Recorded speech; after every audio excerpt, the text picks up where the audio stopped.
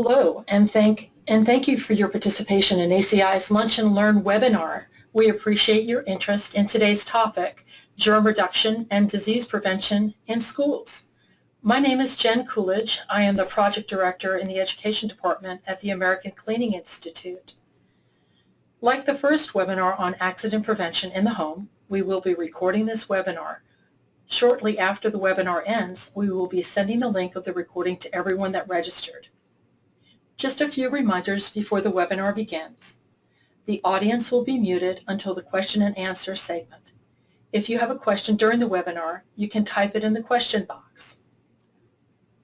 This webinar will provide actionable information, including options to incorporate hand hygiene education into a variety of subjects in your schools, how to obtain free resources to improve health and reduce absenteeism, how to earn national recognition and a cash award, and links to free resources including videos, activity sheets, and more.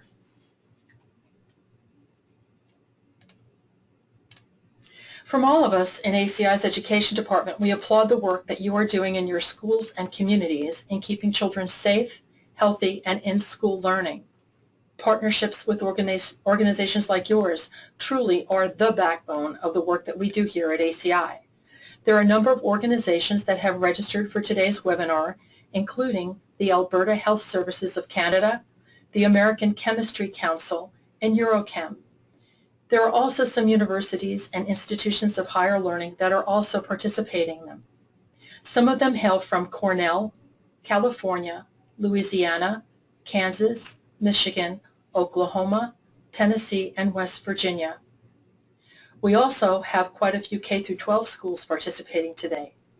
A few of them are from Boulder, Colorado, Shelby, Georgia, and Virginia Beach City, Virginia. Today's speaker is Martha Chapin, ACI's Associate Director for Education. Martha has a master's degree in Library and Information Science.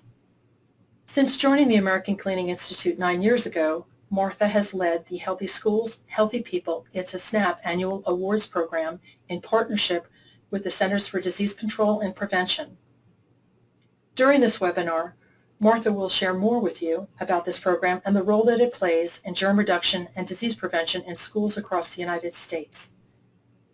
Prior to joining ACI, Martha worked at the Red Cross teaching health and safety courses to children and adults for 30 years. Now that I've introduced you to Martha, please allow me to introduce or reintroduce you to the American Cleaning Institute.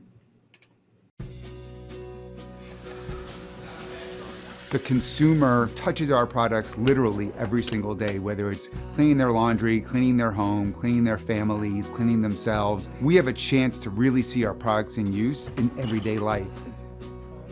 Since 1926, the American Cleaning Institute and its members have been there, innovating effective and sustainable products that add value, convenience, and comfort to our lives, every minute of every day. In all the spaces we call home, wherever we learn and grow, cleaning products are there to help keep us going, promoting our health and safety and helping us find joy in the people and places that matter most. What drives the industry to innovation is the consumer, giving them products that really become experiences. And when you clean that baby blanket, you put a wonderful fabric conditioner with a wonderful fragrance in it, and it's soft and it feels great and it's clean. You might smell that again, and it takes you back to a very loving, caring moment that you had. Cleaning products are an integral and sustainable part of our lives, and the industry is committed to finding effective solutions that have a minimal impact on the environment for a future where more people can enjoy the things they love. The industry really has a drive and a passion to continue to help consumers' lives be cleaner, safer, and more satisfying. For generations, ACI and its cleaning product manufacturer and supplier members have set out to do more than help make the world cleaner. They've set out to make it a healthier place for better living. Without further ado, here is today's speaker, Martha Chapin. Thank you, Jen. Today we are focusing on reducing germs and preventing disease transmission in schools. According to the Centers for Disease Control and Prevention, regular hand washing is one of the best ways to remove germs, avoid getting sick, and prevent the spread of germs to others.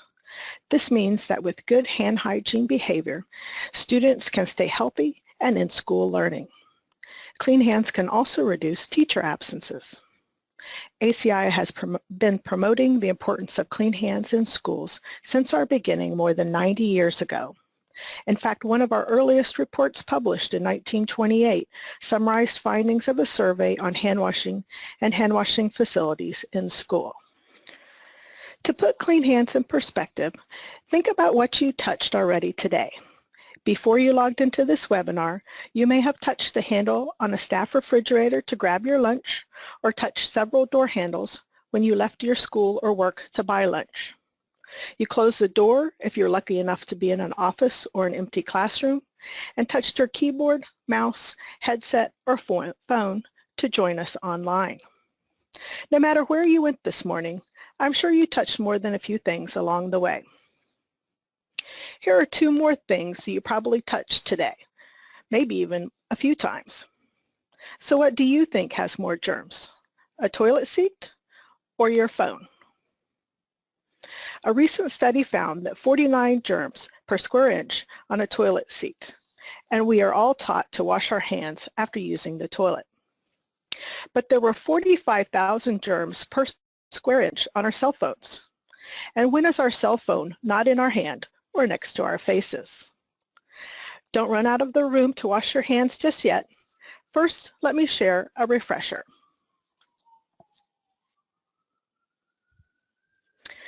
We have these helpful guidelines for you to use when you teach others about hand washing.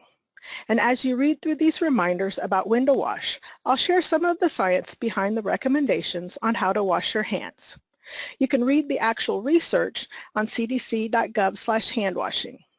Some of these facts may surprise you. When you wet your hands, you should use clean running water because hands could become recontaminated if placed in a basin of standing water that has been contaminated through previous use. However, washing with non-potable water, when necessary, may improve health. Some questions we are frequently asked are about the temperature of the water for hand washing. But research shows that the temperature of the water does not appear to affect microbe removal. However, if the water is too warm, it may cause more skin irritation, and warm or hot water is more environmentally costly. Turning off the faucet after wetting hands saves water, and there is little research to prove whether significant numbers of germs are transferred between hands and the faucet. This means automatic sensors and long-handled faucets are not necessary. Using soap to wash hands is more effective than using water alone because surfactants in soap lift soil and microbes from skin, and people tend to scrub their hands more thoroughly when using soap, which further removes germs. Lathering and scrubbing hands creates friction and helps lift dirt, grease, and microbes from skin. Microbes are present on all surfaces of hands, and particularly in high concentration under the nails. So the entire hand should be scrubbed. Unfortunately, determining the most effective length of time for scrubbing hands is difficult because few studies about the health effects of altering hand washing times have been done. Of those that exist, nearly all have measured reductions in overall number of microbes, and only a small portion of which can cause illness, and have not measured the impacts on health. The optimal length of time for hand washing is also likely to depend on many factors, including the type and amount of soil on the hands and the setting of the person washing the hands. For example, a surgeon, they're more likely to come in contact with disease-causing germs and risk spreading serious infection to vulnerable patients, so they may need to wash hands longer than a mom before she prepares a sandwich for her kid's lunchbox at home. Nonetheless, evidence suggests that washing hands for about 15 to 30 seconds removes more germs from hands than washing for shorter periods. Accordingly, many countries and global organizations have adopted recommendations to wash hands for about 20 seconds. While soap and friction help lift dirt and disease-causing germs from skin, rinsing them off removes this dirt and germs. Rinsing the soap away also minimizes skin irritation. While some recommendations include a paper towel to turn off the faucet after hands have been rinsed, this practice leads to increased use of water and paper towels, and there are no studies that show that this improves health. Research also shows that germs can be transferred more easily to and from wet hands. Therefore, hands should be dried after washing. However, the best way to wash hands remains unclear because few studies have been done about drying hands, and the results of these studies conflict. Most of these studies compare overall concentrations of microbes and not just disease-causing germs, following different hand drying methods. And research does not show that removing microbes from hands is linked to better health. Nonetheless, studies suggest that using a clean towel or air drying hands is best.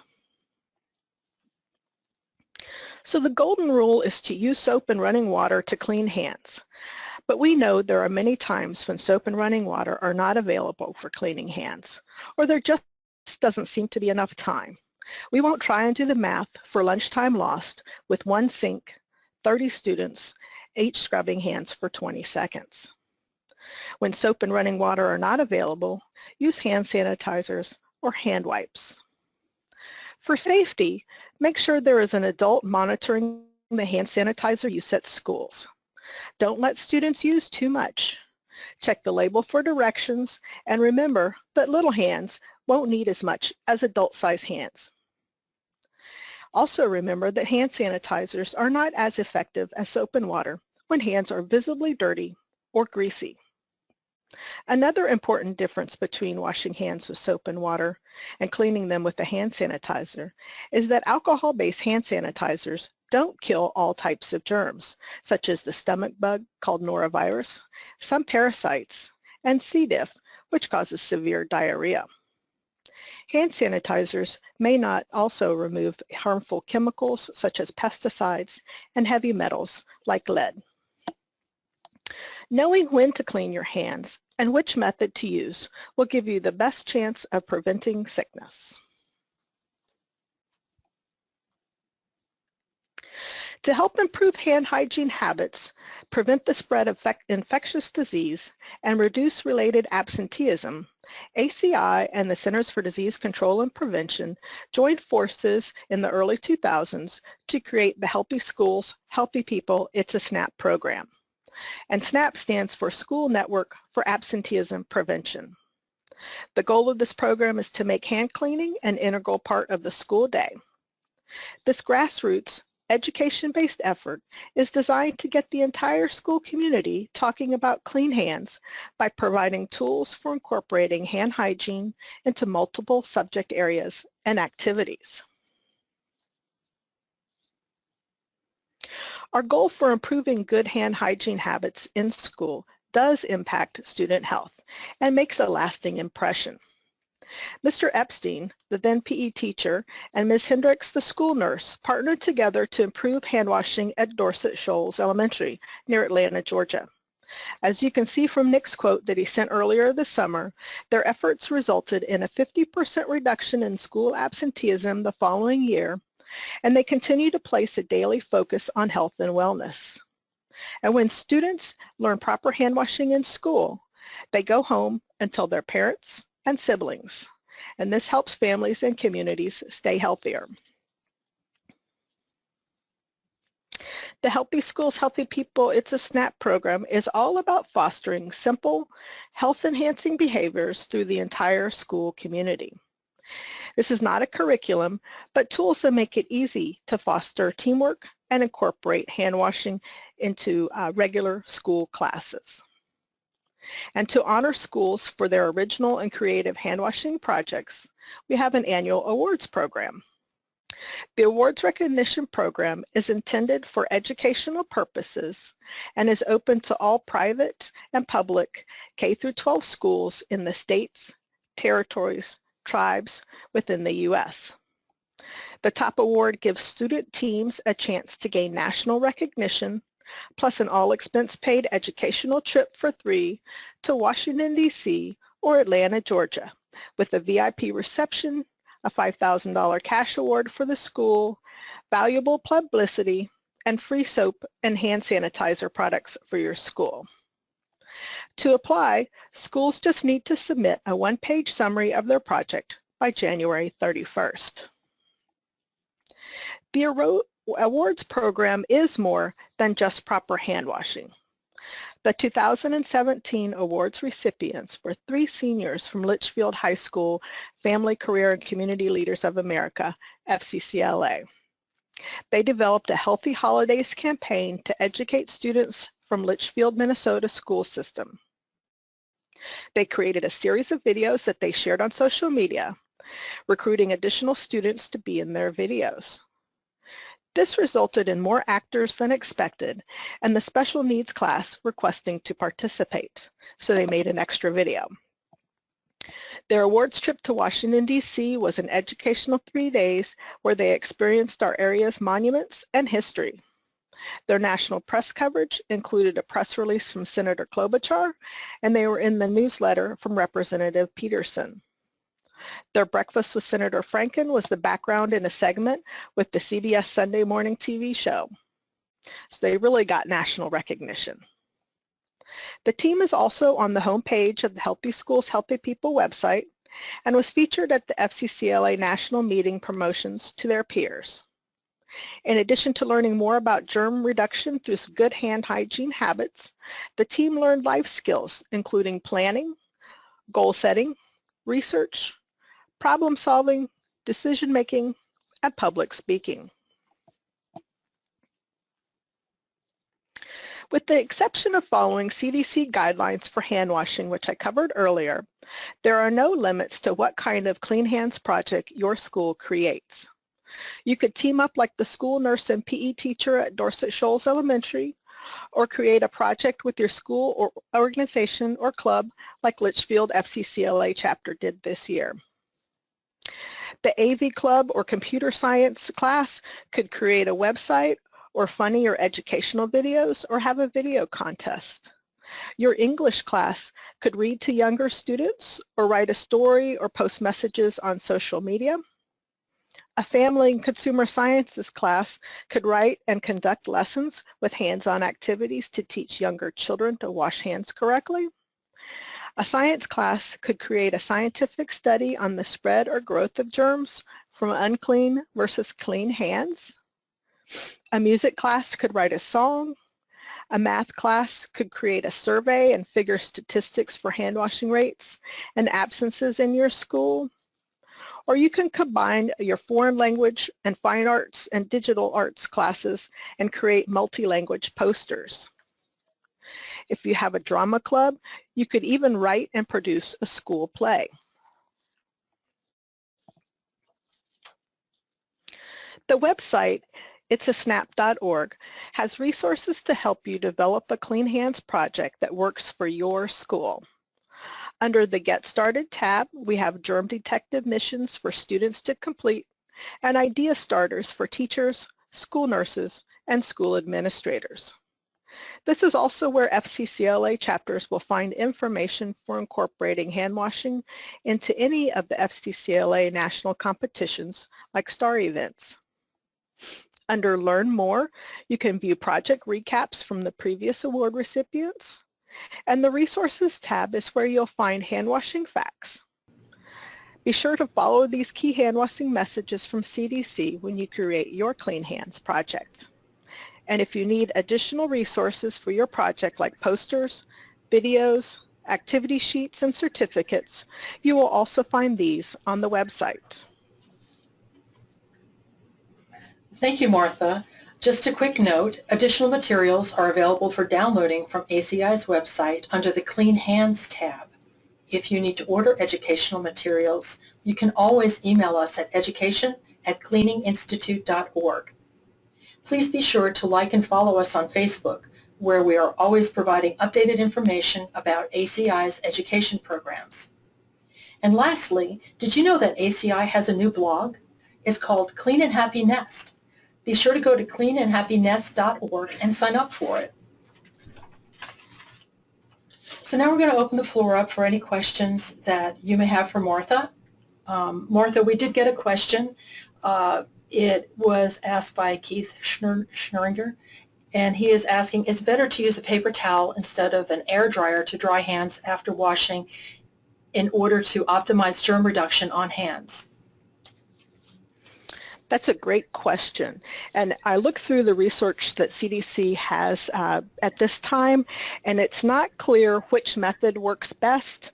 It's just clear that it's better to dry your hands because, again, germs can be transferred more easily to and from wet hands. Very good. We also had a question on average, how many times should children be washing their hands in a day?